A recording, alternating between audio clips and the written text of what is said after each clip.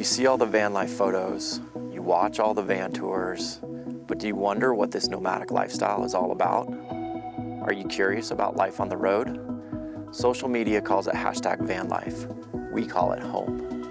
I'll ask 10 questions to get you the stories that you want to hear from the people who live, work, and travel and adventure in this nomadic lifestyle. Welcome to Life on the Road.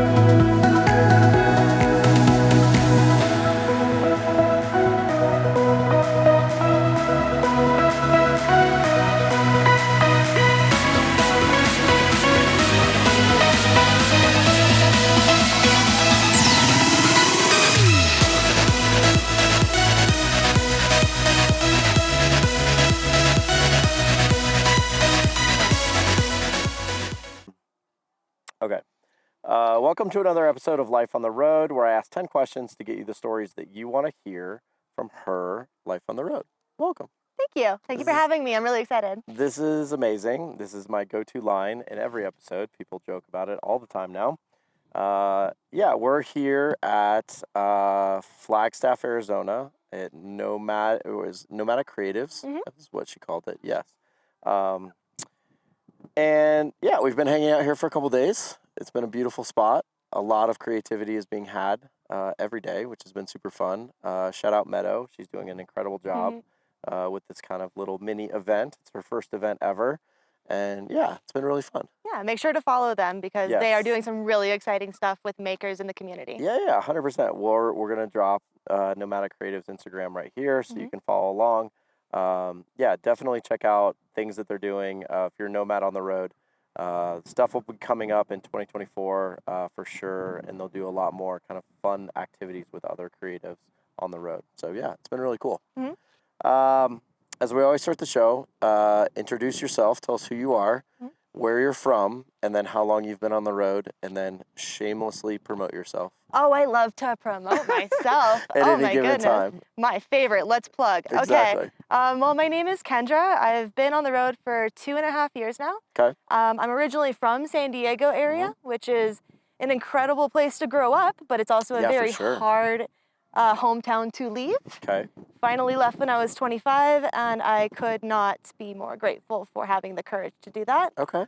And that was the third question. Yeah, well, you can then plug your Instagram. And time to plug my Instagram. Exactly. Yeah. Where can people find you? You can find me on Instagram, TikTok. I will be making my own Shopify store all through Kendra Continues. Nice. We'll get into more of the We'll get into the business stuff specific later. stuff. Yes, exactly. But Kendra Continues, yes, is the Instagram, and TikTok apparently as well. Soon. Okay. Well, I'm nervous, camera shy. We'll still plug it for sure. So I have now the Instagram logo or the TikTok logo thanks to Vin, because like Vin didn't have Instagram, and I was like, shit, I have to now go like drop a TikTok logo in because she only has TikTok. So I can do both now. Capable. Let's learn a little bit about your life on the road. Question 1, what was the beginning moment, cause, or inspiration to live your life on the road? It's so early that I couldn't actually pinpoint it down for you. Maybe I was just exposed to Beavis and Butthead Do America too young, and I too just want to go out in the desert and do drugs and pick up chicks. Sure. All across. I get it. No. I mean, there had to have been something. You said, you left San Diego at 25, 26. What was that time in your life, or did something happen? Was there a moment you're like, oh, I need to get out of San Diego and the road is where I want to be? There was a brief period of time where I didn't have anywhere to go, and I was living in my car. 2001 Nissan Sentra. Okay. I was in San Diego. I had a job at a little surf shop, and I lived literally inside of the trunk. I'm exactly one trunk size. If I go into a fetal position, cops could not see that I was habitating my vehicle, so I could park wherever I wanted. So I parked right at the beach, right in front of the shop that I worked at. That was money coming in. There were public showers, and there was a place to get food. And I thought, this is really all I need, to have in order to live. It was rather miserable. I was going to say. For a little bit. Those sleeping quarters are not ideal. I can survive on almost nothing. And that resilience, that was put into me by circumstance and those the truth of it being within my grasp, Mm-hmm. that is what planted the seed for me to which Okay. water later. I Yeah. had my own apartment for 3 years, and I spent a lot of time inside of it for fear of leaving it. Sure. My comfort zone will kill me if I let it. Yeah, And yeah. so here I am not letting it kill me. That makes sense. And obviously, we're going to talk about eventually this insanely beautiful rig that you call home. Rock Bottom is her name. Rock Bottom. I love it. But yeah, it's an insane dolphin. Like the dolphins are like classics. So we'll get to the rig and how you went from Sentra to Dolphin, which is amazing. Question 2 is, what has been your experience with other nomadic travelers while living your life on the road? Nothing but positive. Yeah. I don't have any negative things to say about the community. I actually have been on the road for 2.5 years. Yeah. Only 1/2 of those years I have been a part of the community. Okay. I was living in San Diego, and it's very much a city. Mm-hmm. There was a small community for a little while. The cops didn't really know what to do with us Sure. post-COVID, so they weren't kicking us out. Right. And that was really nice. I think I grew a group of like maybe 15, 20 individuals that I Okay. trusted and loved and had around me. But no, when they started cracking down and it felt like my hometown no longer had an open arm for me, Yeah. I fled and I Yeah. left and found the road to be very empty and cold. And Okay. also the isolation was good for me to have a full body reset. Sure. Having understimulation after so many years of chronic stress Okay. had given me the space to readjust myself. Had given me the space to readjust myself. Okay. And So you mentioned your time on the road. So how long of the 2.5 years were you kind of nomadic in San Diego, and then how long have you been nomadic outside of San Diego? I had about 6 months that were really good in Okay. San Diego, and then Okay. I was dispersed. Okay. So that's So you basically have been full time on the road for about 2 years, give or Yeah. take. Okay. give or take, yeah. And a and lot then- of that was lonely. A lot of it was by myself. Okay. And then you said recently you've only really found the community for the last like 6 months. Give or take, yeah. Okay. Okay. I was introduced by one person, and one person became 20, and 20 became Yes. 300, and now I'm just like, I know I love you. Who Yes. are you again? Exactly. Yeah. I walk into a space and I belong. Yeah, that's the way this community works, and it's Mhm. pretty amazing.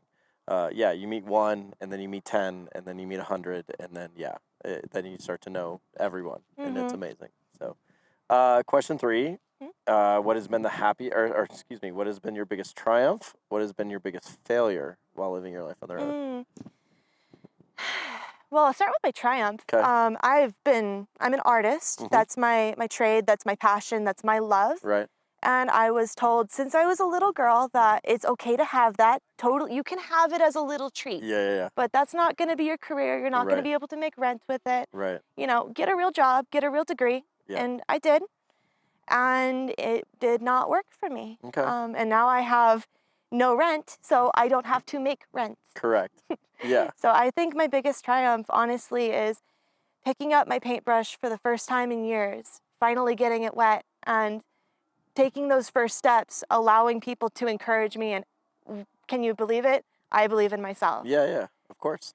No, I The think that's- audacity. Well, yeah, no, I think that's amazing. I mean, honestly, like following your passions and creating revenue or income from your passions has been something that I have been actively doing for many, many years. And so I'm a firm believer in like, screw what everybody else says, like do Mhm. what you love, like at the end of the day. And if you can do what you love and make a little bit of money out of it, even better. So yeah, that's amazing. So kudos to you. That's awesome. Thank you. And then your biggest failure? My biggest failure. Well, I actually kind of struggle to answer that question because I Okay. don't feel like a failure on the road. Yeah, I get it. My biggest failure. Will you edit out my pauses if I take too long? No, you can sit here. We'll just No. patiently wait. It's okay. You can think about your failure, or you can honestly just say, I don't have any failures. To be honest, like it's okay. And the odd way I wrote the question is more often than not, people think of their failures and then realize by getting through all those failures, it is their biggest triumph? I think I came in already failing. Okay. I started at the bottom rung. Okay. I already had all of these massive fears, crippling anxieties, Yeah. things that made me lay down in my bed and not get up for days. Sure. I started rock bottom. Mm-hmm. I didn't. Was that I only had up. Was that like post Nissan Sentra and like in the Dolphin, you were still kind of like had like massive anxiety and like? Oh yeah. Okay. Yeah, I mean, I've had, without getting, too deep into it, obviously. This is a lighthearted show. You can get as deep as you'd like. Okay. Well, as deep as I'd like to go is Yes. I've had really severe mental issues since I was like 16. Okay. And I've had a litany of phobias that caused me to not want to go outside. Okay. I didn't want to go into like grocery stores. Sure, I sure. would do things like stockpile food. Yeah. And if I didn't have to leave, if it wasn't for survival, I would not. Yeah, you're not the first person to talk about this on the show. So, no, I think that's wonderful that one, you've overcome that to a certain degree, and you're here doing what you love. I think it's a testament, and kudos to you. It's pretty amazing. Thank So, you. Yeah. When sorry to miss you. No, go ahead. I was just gonna say, when I started, I remember one thing would break, and it would send me into a conniption. Okay. I would just be incandescent with terror that my home is falling apart around me. And to be clear, it is, and that's fine. That is now my life, and I'm comfortable with it. Yeah. But I remember asking my best friend, I was like, when does it end? And she said, it doesn't, it just bothers you less. Yeah, that's true. And I was like, man, wouldn't that be amazing if no matter what, I was just unbothered. So that was my personal goal, is just get to unbothered. Okay.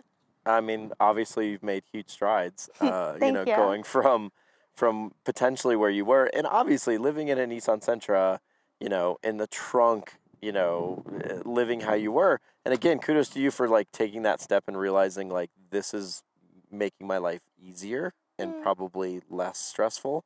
But at the same time, that's a pretty stressful like way to live. It was stressful at the time, and I was able to pull out of it. I got that apartment, and at one point in my life, I had 3 jobs. I was going to school full time. Okay. I was an in-home caretaker for somebody who had a brain tumor. I took care of her dog, and I was at my breaking point every single day. Yeah. And when finally COVID hit, all of these things, I kicked her out. Sadly, I had to. When the 3 jobs and I had graduated, everything just stopped all at once, and I breathed for the first time in my life. Yeah, is that when you got the Dolphin? That's when I started making moves, because I finally had the energy. I was no longer stuck between the mortar and the pestle. Yeah. You know what I mean? For sure. I could actually take a full breath and let it out. Yeah, okay. I no longer have to lay face down counting the strands of the musty carpet. I hear you. Question 4. Did you start your life on the road single? What is it like living your life on the road single? I started my life on the road with a relationship, but he was very much wanting to stay in his home. Okay. In San Diego? Yeah, very planted in San Diego. Sure. And I have zero disrespect for sweet dude, just did not work out. Yeah, of course. But I found that I was easily overstimulated. I think you might hear that as a theme for me. Okay. And I said, listen, like the amount of needs that you have, I just can't meet them because I have this entire new life that I am adjusting to. I'm molting the skin of who was Kendra. Right. As if I'm a tarantula in the desert. I get it. I don't need it anymore. It's not serving me, and the person you love is not there. And I'm going to find the clip yesterday. I just saw it yesterday. You found a tarantula. Oh my God, please put that up. We will put this little clip here. I'll see if I can get the video from whoever I got took it. I got it. Okay, if you have it, I want it. We'll put it in the clip. Scares the living shit out of me, your love of tarantulas. And yes, just blindly picks them up and plays with them as they're her friends, and they are your friends. If no want pet, why fuzzy? I understand. I get it. It just freaks me the fuck out.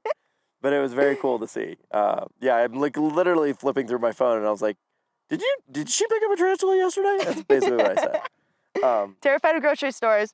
Loves tarantulas. Love tarantulas. Yeah, I don't know. Exactly. It is what it is. Question 5, best place, craziest place you've had sex during your life on the road? I don't know if I would call it best, but actually, I don't know. The relief was 100% the best, but it wasn't because of the sex. It was because it was in a love's shower right after schooling. Okay. And that's like 2 weeks of us just being nasty, feral. Yep, being in the desert. And like the sex, take it or leave it, but the shower. Oh my God. Touche. Okay. The shower was the ultimate experience at the end of the day. And like, sex, sure, it doesn't make it worse. Sex in the shower is not fine. Yeah. But a love's truck stop. If I'm going to pay $19 for a shower, like there should be an attendant giving me an orgasm. I love it. It's a great location. I like it. First time it's been said on the show. So always kudos to first times. It's amazing. Oh my God, I made it first time. Exactly. You're welcome. Question 6. How do you make money living your life on the road? I am diversifying my portfolio as of right now on how to make money on the road. It's not all just one thing, but artist is the umbrella term. I am a commission artist first and foremost. That's what I really want to do. I want to like get to know the client and really know what they love and what inspires them and make them something that is completely custom to them with their heart in mind. Painting being the medium that you're doing this with. Yes, mainly. That's correct. So for instance, I had somebody reach out to me whose son had passed and she wanted a portrait of her son before ALS kicked in. And I was like, absolutely, that is the exact sort of thing I love to do. Okay, cool. Something personal and heartfelt, even if it's not that deep, it can also be anything as much as like somebody loved Avatar: The Last Airbender and I was like, cool, all 4 nations, all of the cities, I know everything in and out of that and I would love to do that for you. Nice. But as far as making money, I do have to understand that there are dry spells for commission. Yes. That is 100% freelance work, and that's not easy to just come across. It's very word of mouth for me now. Yeah. I also run a sip and paint class. If I go to an event, I like to have 30 to 40 people, and I will charge a small fee and teach them the very basics of painting. Sure. You ran a great one at Moon Landing. I witnessed and photographed it. It was amazing. You had like 6 or 8 people in the event. I think at least, maybe more. I think it was about 8 people. 8 people. Yeah, it was awesome. You know how it is when Nomads RSVP. It was like 20 people RSVP'd. And 8 showed up. That's perfect. That's actually a great ratio. That's what I'm looking for. So that's very cool. So again, I love the fact that you're just following your dream of and the things that you love to do and finding ways to make money doing it. Like, I feel like more people should, follow that rule if they can. Nomads are fortunate by being on the road. You have so many options. There's so many things you can do. So I think, I think it's really awesome that you're just, painting's what you love to do and you're finding a way to make money.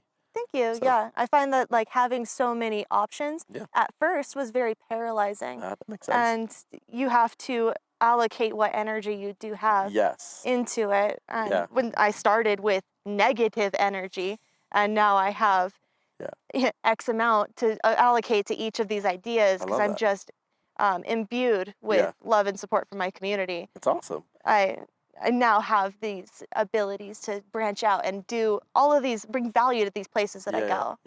No, I think it's great. Question 7, this beautiful thing right here.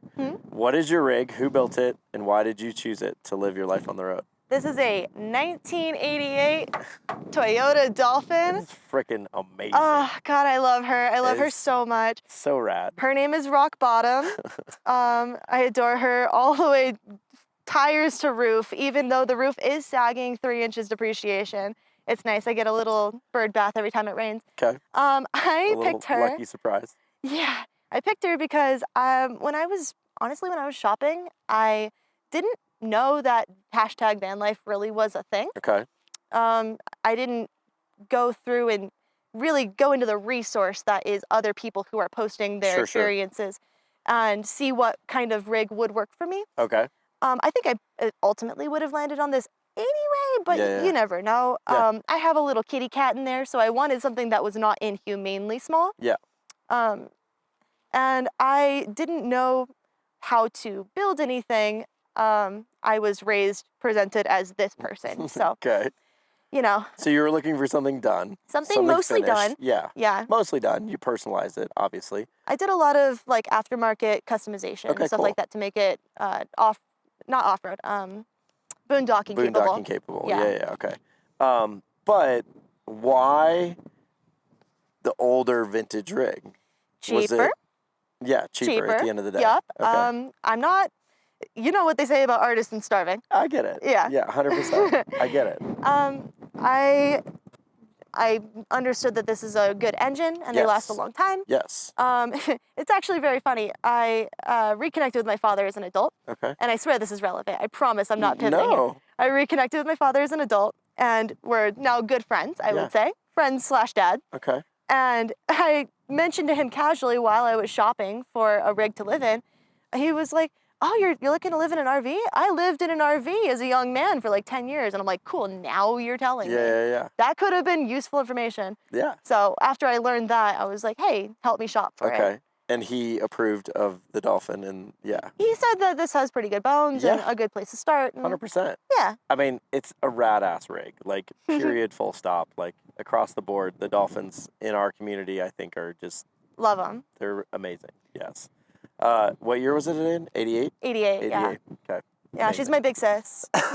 And shout out Barbie here in the window, if you can see her. Misha Barbie, yeah. Yes. If you'll know Kendra's rig when you see the Barbie hanging from the mirror. Alexa, play Shania Twain. It's pretty awesome, which I absolutely love. Please get a close-in shot on that later. Yeah. We'll maybe like take a photo of Barbie and we'll drop it in here for sure. So, question 8: what is your best bathroom? Number 1 or number 2 story from Life on the Road? My best bathroom. Do you have a toilet in the rig? I have a composting toilet. I have a Nature's Head. There Love you her go. a lot. I love it. Well, I could tell you about the time that my black tank exploded in the desert. Yeah. That's a fun one. So you have a black tank in this? Had. Okay, perfect. Yes. Yes. I won't get too graphic. Yeah. I was in the desert. Okay. I had a black tank. Mm-hmm. There is supposed to be a vent. Yep. Heat plus no vent equals an explosion. Yeah. And an EPA situation Yep. where we got to clean that up. The craziest thing, I happened to be outside of Slab City when that happened. Yeah. And I hired somebody to help me take it apart. Okay. Deal with the mess. Yeah. Very sorry. And we took it apart, set the septic tank on the side of where I was camping. Yeah. And we needed to run into town to get a part to cap the toilet line. And as we're gone, we come back. The septic tank is gone. Oh no. To this day, it haunts me because I have no idea who decided to take my septic tank. Nothing else. Yeah. I was not robbed. Yeah. They just wanted. They just took the septic tank. They took my septic tank. Interesting. Thank you. I didn't want to dump it. Yeah. But also, why? Yeah. How? Is it a gamer girl bathwater situation? I literally, I think about this once a day. It's awesome. Yeah. An exploding black tank, though, will quickly push you to a nice, pretty composting toilet. Oh, yeah. There's one hole in the floor where it drops down, and I didn't have the funds to purchase a composting toilet for a minute, so there was a reverse glory hole on the bottom, just light shining through on the bottom of my rig. It's incredible. Love it. Love but now huge fan of the Nature's Head, I imagine. Huge fan. Yes. Oh my God, look at all the things that are not going to explode. Correct. And you can go, 3 months without changing it if you had to. It's amazing. Yeah, dealing with the liquids does kind of, especially when I'm in a city. Okay, I have a story. Am I going over time on this? Not at all. Okay, so I camped outside of my friend's driveway in San Diego, and it just happens to be a part where it's just all concrete. There's no trees, shrubbery, and there's no privacy. Yeah. And my tank is full, and her door is locked. She's not there, and I'm just like, I have to pee right now. There's no getting around this. So 9 a.m., I'm still in a robe. Picture me, I'm coming out, and I've got this gallon of just human pee. Yep. And I'm hunting for a place to dump it. There's no grass anywhere. I finally find this sad little ficus tree and a little cutout. And I'm like, all right, this is gonna have to do. And I'm pouring it, I'm watching as it's overfilling. Yeah. And while I'm just like, damn, that sucks so much. I've just flooded this poor tree. tree is a strong word. Yeah. And I look up and I make eye contact with the owner of the apartment. Oh no. She's just watching me dead-eyed, just like, this might as well happen. I guess that's fine. Oh, you're basically pouring piss all over my sad little shrub. It's just like flowing over. It's awful. Like the worst water feature. Yeah, it is the worst. Like when your pee jug is full and like trying to walk it out of your rig and like, actually, mine never came with a cap. I've heard there's caps. Yes, you're supposed to have a cap. I never use my cap. Are you kidding me? No, I always say, you're never a real van lifer till you've had pee on your floor. This is the reason why I've had pee on my floor, because it's been completely filled to the rim, and I don't have a cap, and I have to very carefully like walk it to the door and Chad, I will buy you a cap. That gives me like I'm shaking right now. Are you kidding me? I've never used the cap, like ever. I've been on the road a year and a half, and I've never used the cap.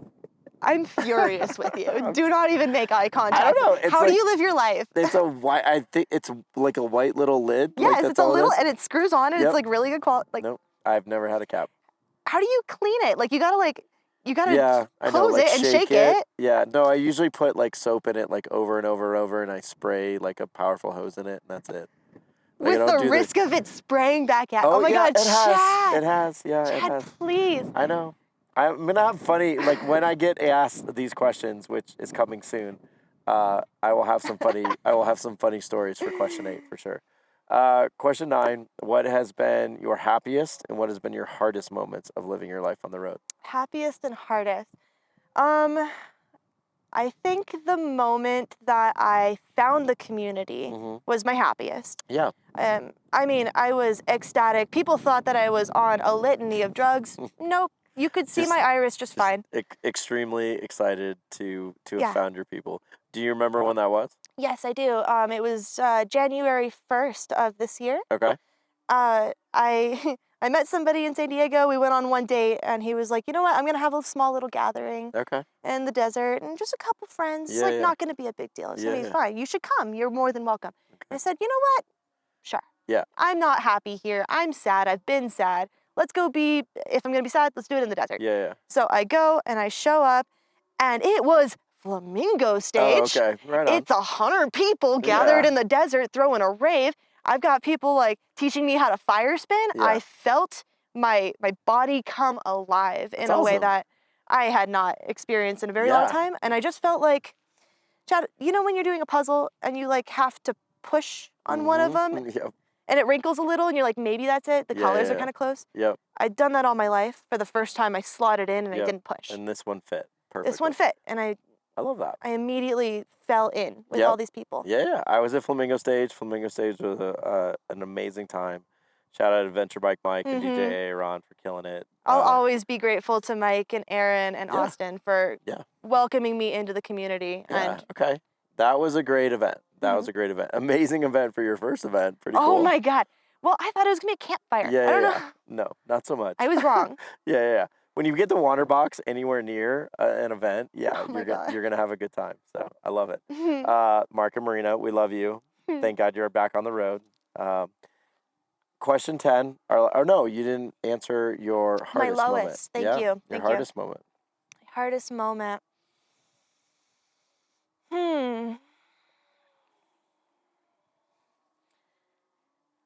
I think I'm so used to loneliness that I couldn't put it to one moment. Okay, that's fair.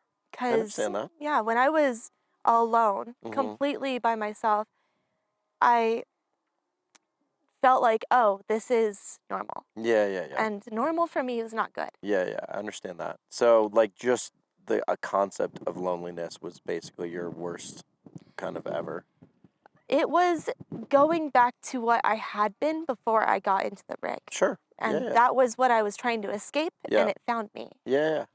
No, and that's something we talk about all the time on the show. So I'm glad you say this because I always make it a note, and I always want people to understand that you're going to get into nomadic life, you're going to get into van life or get into a rig and get on the road. You're going to be lonely at some point. Like, there's no other way around it. Like, it's going to happen.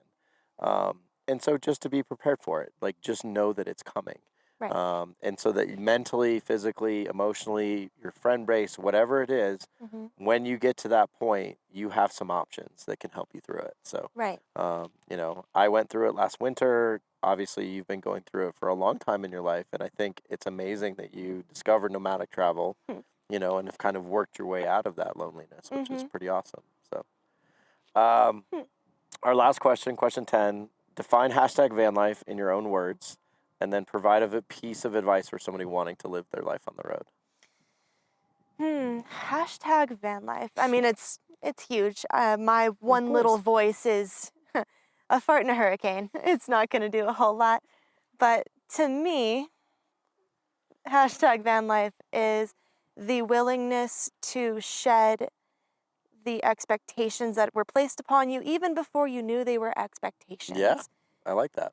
I like that very much. It's about searching for a way of living that will facilitate you coming out as you. Yeah, being your authentic self. Yes, Yeah. I'm sure it's cliche No. at this point, but No, not at all. Actually, it's a great answer. I mean, I'm not going to say what most of the answers are said, but like I think it's a very valid answer. Like this community allows you to truly be yourself, your most authentic self. So, a lot of the things that divide us in normal society that I find they're not as present here. Yeah, class lines, keeping up with Joneses. Yep.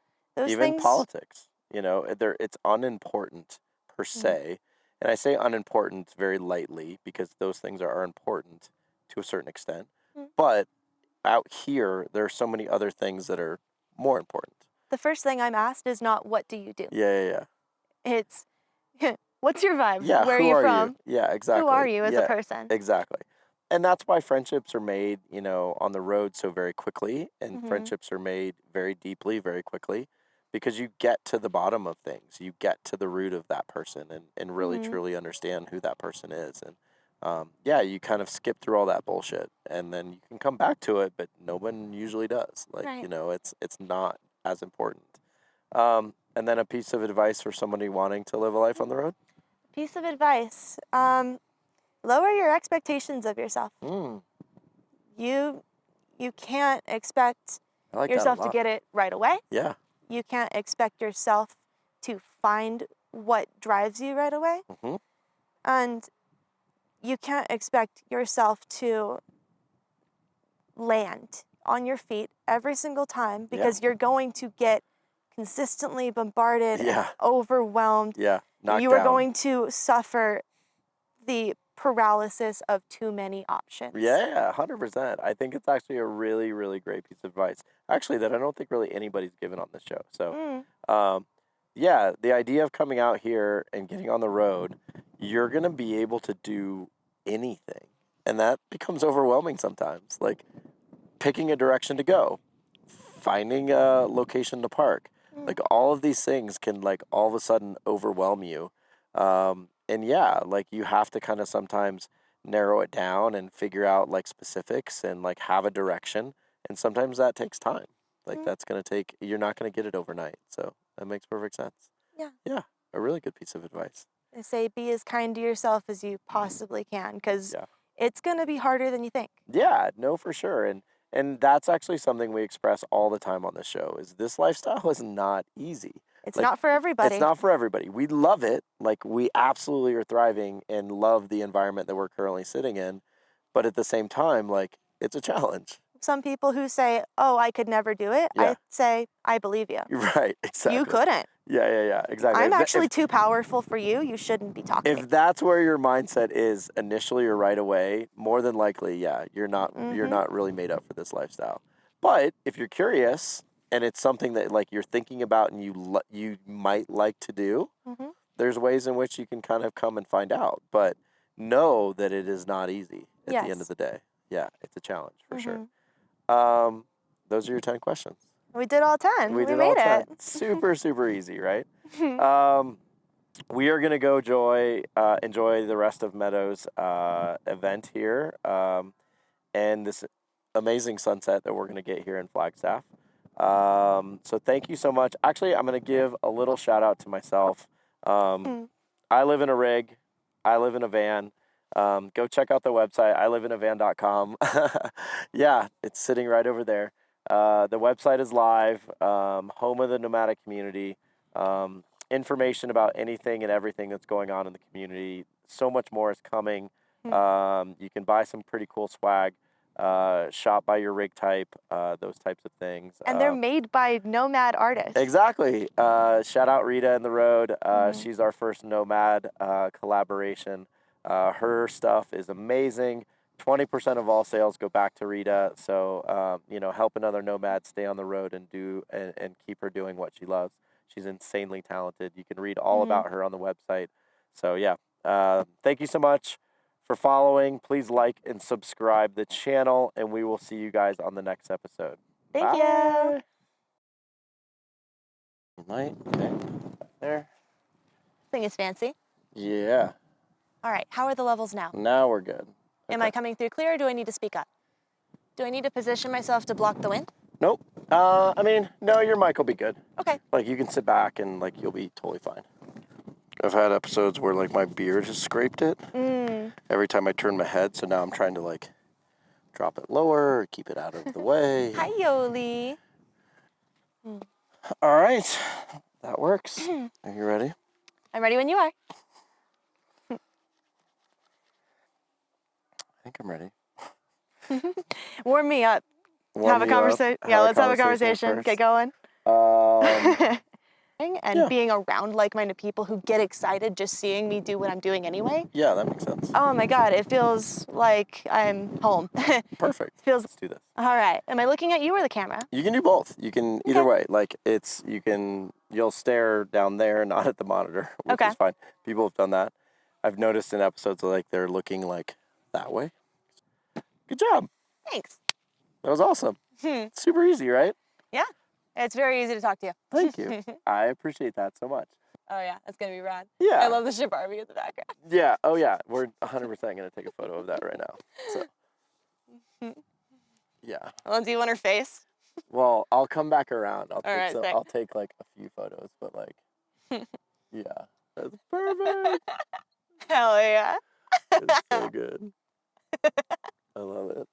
Those will definitely be dropped in the episode. Oh my God, make it the thumbnail.